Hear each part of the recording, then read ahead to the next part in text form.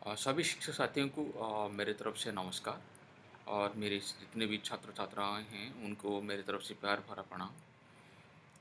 हम लोग आज निखार बेसलाइन मूल्यांकन का जो मक या जो ट्रायल असेसमेंट प्रोसेस होना है उसके बारे में यहाँ पे चर्चा करेंगे। तो ये मक इसीलिए हम लोग कर रहे हैं कि ये हम लोग जब फाइनल असेसमेंट कर रहे होंगे आगे जाके, ताकि उससे पहले हम लोग एक बार उसको प्रैक्टिस करके देख लें, ताकि ये कैसे काम कर रहा है, उसका प्रोसेसेस क्या है, क्या कोई टेक्निकल चैलेंजेस आ रहे हैं क्या, तो उसको हम लोग समझ सकें। देखिए आगे जाके हम लोग जब फाइनल में बैठ रहे होंगे तब इसमें कोई दिक्कत ना हो। तो एक ये है कि इसमें हम अभी सिर्फ 3 जिलों में कर रहे हैं, महासमुंद, कांकेर और दंतेवाड़ा में। इस तरह से अलग-अलग ज़िले का अलग-अलग लिंक मिलेगा आपके ज़िले के नाम के साथ। तो फिर आपको ये लिंक क्लिक करना है।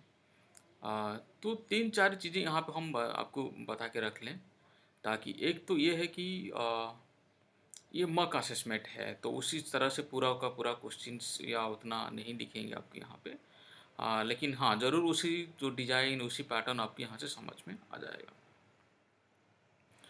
तो एक ये है कि ये लिंक को हम लोग बच्चों के साथ 1 दिन पहले साझा कर लें, ताकि बच्चों के पास लिंक पहुँच जाए। दूसरा चीज़ है कि जो लोगों के पास मोबाइल है, वो लोग अपने घर से दे सकते हैं, उनको मोहल्ला क्लासेस या स्कूल्स में आने की आवश्यकता नहीं है। अ, जिनके पास मोबाइल है मतलब उनका अपने जो पेरेंट्स हैं, मम्मी-पापा का जो मोबाइल है या अपने बड़े भैया या दीदी का मोबाइल है, उनके मोबाइल से वो अपीयर कर लें। और उनके जो टाइम हम लोग सजेस्ट कर रहे हैं कि वो सुबह 7 बजे से लेके 9 बजे के तक दे दें और फिर शाम को 5 बजे से 7 बजे के बीच में। और जिनके पास मोबाइल नहीं है, वो मोहल्ला क्लासेस या स्कूल्स में आ रहे हैं, वो लोग दें। और मोहल्ला क्लासेस और स्कूल्स में सारे बच्चों की भी ज़रूरत नहीं है, जिनके पास मोबाइल नहीं है, वो लोग आएँ। उसमें सिर्फ 5 बच्चे का ही बेसलाइन मूल्यांकन कराया जाए। और एक ये है कि एक मोबाइल से कई बच्चे अपीयर कर सकते हैं, क्योंकि एक लिंक को क्लिक करिए और लिंक क्लिक करने के बाद फिर आप लोग उसको सबमिट करने के बाद दूसरी बार लिंक क्लिक कर दीजिए, फिर वो दोबारा आपको दूसरे बच्चों के लिए ओपन हो जाएगा। ये एक है। और उसमें अलग से कोई सॉफ्टवेयर या ऐप डाउनलोड करने की आवश्यकता नहीं है। उसके लिए जो बेसिक चीज़ें हैं, कोई भी मोबाइल में होता है वो एक इंटरनेट ब्राउज़र कि गूगल क्रोम होता है या इंटरनेट एक्सप्लोरर होता है या और भी इस तरह से कोई जो इंटरनेट ब्राउज़र्स होते हैं उसके ये खुल जाएगा ये लिंक।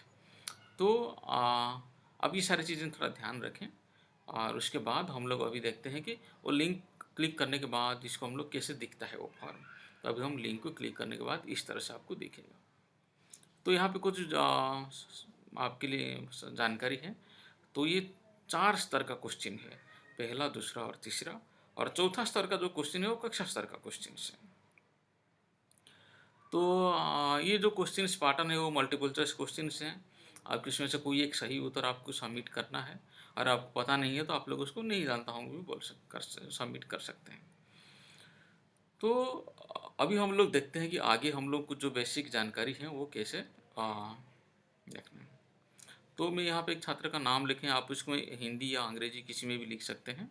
तो हम अभी यहाँ पे संजय कुमार करके एक नाम दे रहे हैं। तो देखो मैंने इंग्लिश में भी लिखा हूँ और आप यहाँ पे हिंदी में भी है।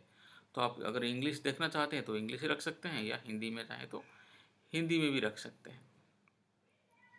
तो आपका जो स्कूल का SLA आईडी या पढ़ाई तुमार आईडी जो है, तुमार द्वार आईडी जो है उसको दे सकते हैं।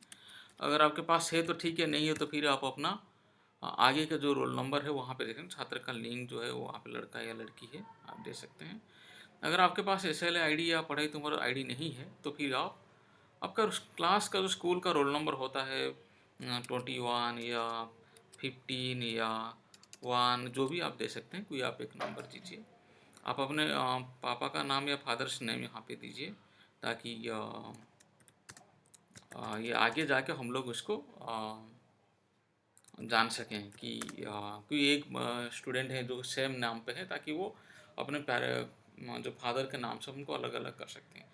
और ये समान जानकारी हम लोग आगे एंड लाइन में भी दें, ताकि इसका जब हम कंपैरिजन कर रहे होंगे ताकि वो हम लोगों को मालूम पड़ सके कि हाँ, ये बच्चा इस तरह से है। तो फिर आप अपना ज़िले का नाम यहाँ पे चूज़ करिए। तो मैंने अभी महासमुंद का खेला हूँ, तो मैं महासमुंद का नाम यहाँ पे दे रहा हूँ, फिर आप नेक्स्ट करिए।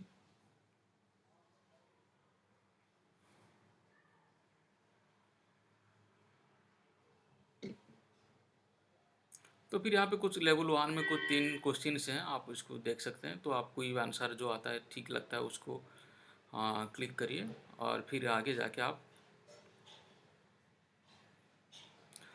फिर आप कोई भी इस तरह का क्वेश्चन से आएगा तो फिर आप नेक्स्ट करिए।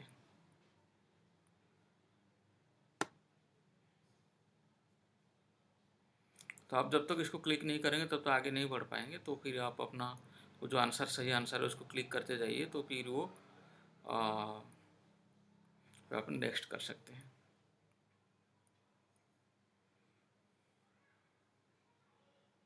फिर इस तरह से आप कोई भी एक ऑप्शन आप देख लीजिए, फिर आप जो सही ऑप्शन है उसके ऊपर क्लिक करिए, फिर आगे बढ़िए। और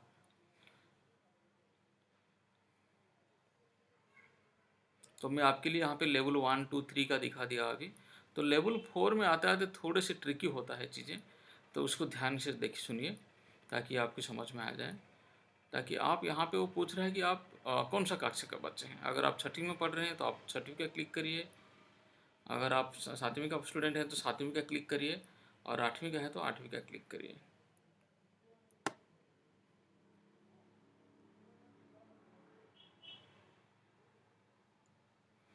हाँ, तो यहाँ पे आप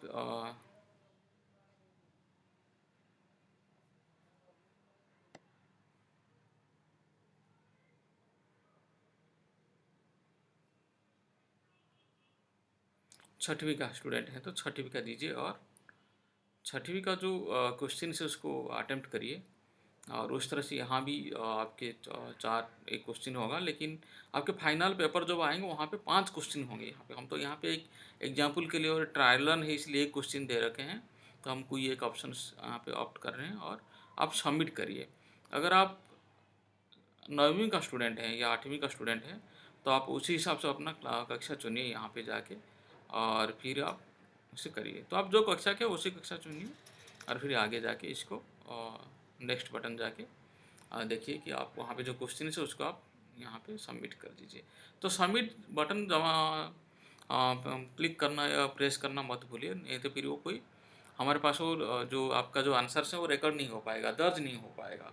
तो हम लोग को पता नहीं चल पाएगा कि आपने असेसमेंट में सबमिट किए, कितना सही किए कितना गलत किए। तो ज़रूर आखिर में सबमिट बटन दबाइएगा। तो इस तरह से है, मेरे को लगता है आप लोगों को थोड़ी सी इस वीडियो देखने के बाद किस तरह से व्यवहार करना है इनको मग बेसलाइन मूल्यांकन को थोड़ी समझ में आया होगा। Thank you.